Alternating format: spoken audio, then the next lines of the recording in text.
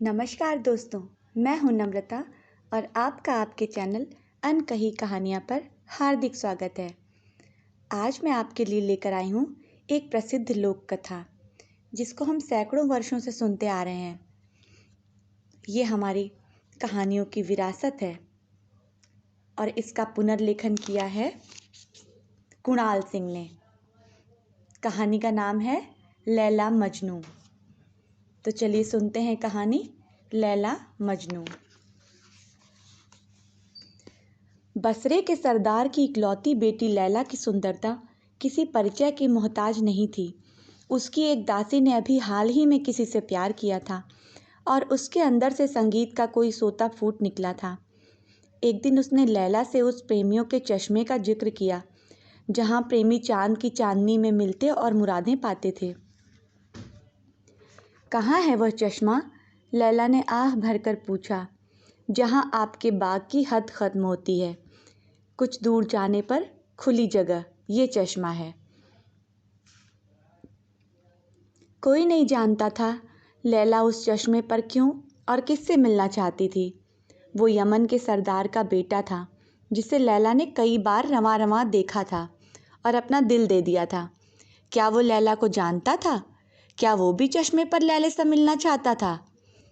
लेकिन यमन के सरदार के साथ तो बसरे के सरदार की जाती दुश्मनी थी। फिर कैसे होगा उनका मिलन? कई राजकुमार लैला का हाथ मांगने आते, पर उसका पिता बेटी को प्यार की ओर से लापरवाह सा देख कर कह देता, लैला अभी बच्ची है, बड़ी हो ले फिर देखा जाएगा। पर लैला की लापरवाही बचपन की निशानी नहीं थी, वो तो प्यार में सुध-बुध खोने की निशानी थी। उसने फाख्ताओं का एक जोड़ा पाला हुआ था। दूधिया सफ़ेद फाख्ताएं थीं वे। उनकी प्यार क्रीड़ाएं देखकर वह भविष्य में होने वाली अपनी प्यार क्रीड़ाओं की कल्पना करती और इस प्रकार अपने दिल को तसल्ली देती।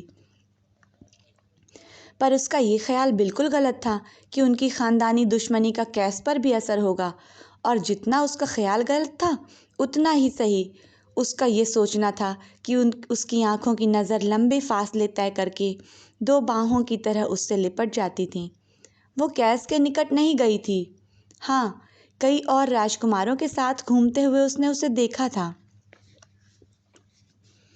जबकि वे सब मिलकर शिकार खेलने के लिए जाया करते थे। तब लैला को लगता था कि उनसे आंख चुराकर इतनी दूर से भी कैस अपनी नज़र की बाहें लैला तक पहुंचा देता था। ऐसी थी उसकी नज़र। ऐसी रोशनी जैसी नज़र वाला आदमी उसकी दुनिया में पहले कभी नहीं आया था। फिर इस नज़र से प्यार का कोई मोती, चाहे वह रात के समय ही चमकने वाला हो, कैसे छिपा रह सकता था? कैस ने जैद को अपने दिल के अरमान बता दिए थे। जैद था तो उसका नौकर, पर आशिक किसी को नौकर नहीं रखते, उसे दिल का महरम बनाकर रखते हैं। और जैद तो महरमों का भी महरम था। उससे कैस ने सलाह ली, अगर मैं बसरे के सरदार के पास चला जाऊं और ख़ानदानी दुश्मनी की पोटली उसके पाँवों में रखकर कहूं कि वो मुझे भी लैला की तरह अपना बना ले। पर मेरे शहजादे, रुतबे में बेशक वह हमारे यमन के सरदार से बहुत छोटा है, पर ज़िद्द में बहुत बड़ा है। मुझे डर है वो आपकी पूरी इज्जत नहीं करेगा। तो फिर जैद, मुझे वो फाख्ताओं वाली बात बताओ। कैस ने ठंडी सांस लेकर कहा, क्या सचमुच लैला रोज़ रात को एक फाख्ता उड़ाती है? इस बात को कौन नहीं जानता। उसके महल के आसपास बसने वाली हर किसी की जवानी कू-कू करने लग गई है।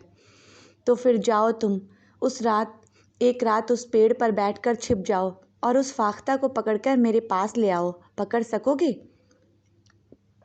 कैस की आंखों में कोई आशा चमकी।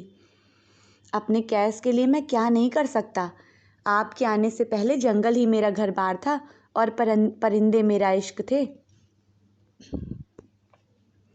दूसरी रात लैला की फाख्ता एक ही बार कू-कू करके चुप हो गई।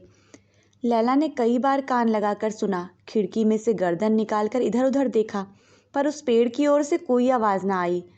आखिर उसने अपने सीने से लगाई हुई दूसरी फाख्ता को भी उड़ा दिया ताकि उसे ढूंढ कर लाए, पर उसकी कूकू अंत में जैसे दर्द की हिचकी बन गई और वह लौटकर लैला के पास आ गई। लैला ने उसे सीने से लगाकर प्यार किया, पर वह उसे तसल्ली न दे सकी, न खुद तसल्ली पा सकी। हाँ, उसे ये तसल्ली ज़रूर हुई कि वे दोनों एक ही गम में डूबी हुई हैं। फाख्ता का वियोग लैला का अपना वियोग बन गया। उस पेड़ पर फाख्ताओं के प्यार मिलन में वह अपना प्यार मिलन देखा करती थी। दुआएं की गईं कि खुदा लैला की फाख्ता को उसकी साथन से मिला दे। दुआ कबूल हुई। अगली रात ही उस पेड़ पर प्यार भरी कूकू सुनाई दी। लैला ने बड़ी उत्सुकता से खिड़की खोली और दूसरी फाख्ता की चोंच को चूमकर उसे उड़ा दिया। चांद की सोई हुई चांदनी मचल उठी जब दो विरही आपस में मिलकर कूकू करने लगे। कुछ ही देर में दोनों फाख्ताएं पंख फड़फड़ाती हुई उसकी खिड़की के पास आईं। लैला ने दोनों को पकड़कर अपने धड़कते हुए सीने से लगा लिया। और ये क्या था? फाख्ता के पंजे में बंधा हुआ। शमा की रोशनी में उसने उसे खोलकर देखा। वो एक खत था, कैस का खत। लिखा था, आज रात मैं चश्मे पर तुम्हारा इंतज़ार करूँगा। लैला सोचने लगी, जाऊं या ना जाऊं। चश्मे का रास्ता वो जानती नहीं थी। एक पेड़ की छाया में वो खड़ी हो गई, जिस पर चांद की नाजुक किरणों ने नक्काशी की हुई थी। उसका दिल पहली मुलाकात के चाव में धड़क रहा था। लैला पेड़ की छाया में से निकल आई। वे आंखें उसने पहचान ली थीं, जिनके समान आंखें उसे और कहीं दिखाई नहीं दी थीं, और जिनकी नज़र में बाहों के आलिंगन का आभास होता था। दोनों में से किसी को भी पता नहीं लगा कि उनके बीच का फासला कब मिट गया और कैसे अछूती और अपरिचित आत्माएं एक दूसरी को ऐसे पहचान गईं जैसे उनका बहुत पुराना परिचय हो। रात के मोती पर सपनों का स्वामी मुस्कुराया और कैस की प्यार तरंग का साथ देने के लिए शांत चश्मा एक बार की छलक उठा। दोनों ने दिलों का सौदा कर लिया। दोनों की आत्माएं एक दूसरे में अभेद हो गईं। उनकी इस मुलाकात को कई प्रेमियों ने चांद के सीने पर अंकित हुए देखा है और चश्मे के ताल में उसकी कहानी सुनी है। इस चश्मे पर कई बार कैस और लैला मिले और एक बार तकदीर के उल्टा चलने की आदत से अनजान बने हुए वे जंगल में घूम रहे थे। लैला, कैस ने कहा, अगर तुम सिर्फ मेरे प्यार की दुनिया में रहना मंजूर कर लो, मेरे कैस की जो भी दुनिया होगी वो मुझे मंजूर होगी। लैला ने कहा, आओ लैला, इस हसद और दुश्मनियों की दुनिया को छोड़ दें। चलो सामने के रेगिस्तान के अनंत फैलाव में खो जाएं। वहाँ मैं तुम्हारे लिए एक कुटिया बनाऊंगा। जो चाहोगी वही ला कर दूंगा। हमारे जैसे ही हमारे पड़ोसी होंगे। फुर्सत के वक्त तुम्हारी फाख्ताओं की तरह हम प्यार करेंगे। तुम सुबह की तरह सदा सदा मुस्कुराना। मैं आज़ाद किरणों का ताज तुम्हें पहनाऊंगा। कैस, मैं तैयार हूँ। मुझे अपने साथ ले चलो, ताकि मुझे कोई और अपने साथ खींचकर ना ले जाए। तो फिर इंतज़ार कैसा? चलो अभी चलें। नहीं कैस, कल। आज रात मैं अपनी फाख्ताओं को अलविदा कह लूँ? अच्छा, जैसा तुम चाहो। कल इसी वक्त इसी जगह मैं तुम्हारा इंतज़ार करूँगा। लैला ने महल में आकर सोई हुई फाख्ताओं की ओर चुंबन फेंका और फिर मीठी नींद में खो गई। नींद में भी उसे कैसे हिलोरे दिए। नींद में ही रेगिस्तान में कुटिया बन गई। कैस उसे सामने से आता हुआ दिखाई दिया। सभी काम छोड़कर वह दरवाजे की ओर लपकी। उसके चेहरे पर उसने एक स्वर्ग देखा। कैस ने अपने हाथों में उठाई हुई चीज़ें नीचे रखकर लैला की कमर में बाहें डाल दीं। आंखें खुल गईं। लैला ने खिड़की से बाहर देखा। चांद अभी ढला नहीं था। काफ़ी रात बाकी रहती थी। उसे फिर नींद आ गई।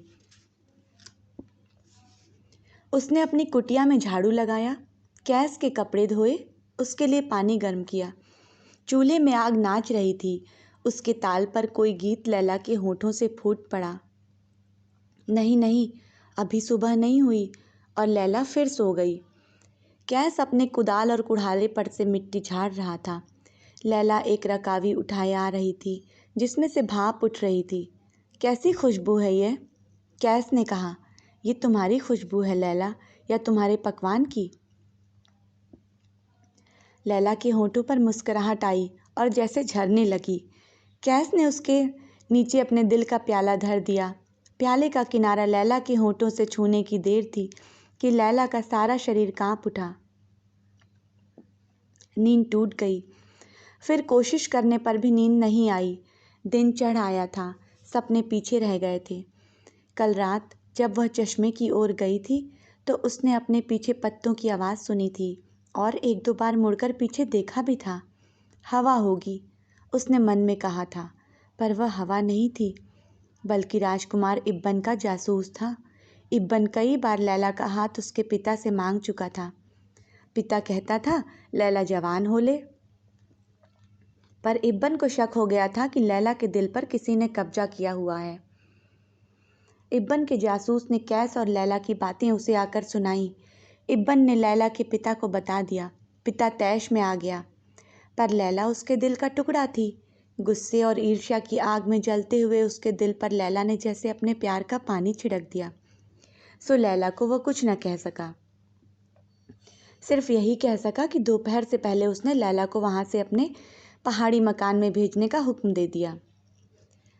दिन भर की प्रतीक्षा के बाद रात के आसमान पर चांद चढ़ा। चश्मे की सफ़ेद रूह को कैस अपने दिल का हर पहलू दिखाकर अपने चुनाव की इजाज़त चाह रहा था। बेशक शिकार खेलने के अलावा मैंने कोई और काम नहीं किया है, पर मेरा दिल कहता है कि जब लैला मेरे साथ होगी और मेरी तरफ देख रही होगी तो मैं नई किस्मतों को जन्म दे सकता हूँ, रेगिस्तान को गुलशन बना सकता हूँ और लैला की रूह में तारों भरा आसमान चमका सकता हूँ। और उस समय लैला उससे बहुत दूर थी, पहाड़ों में घिरे हुए आसमान के तारों को देख रही थी।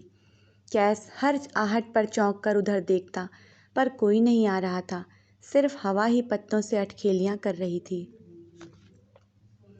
वो नहीं आई। आह, एक बेमिसाल नक्शा मिट गया।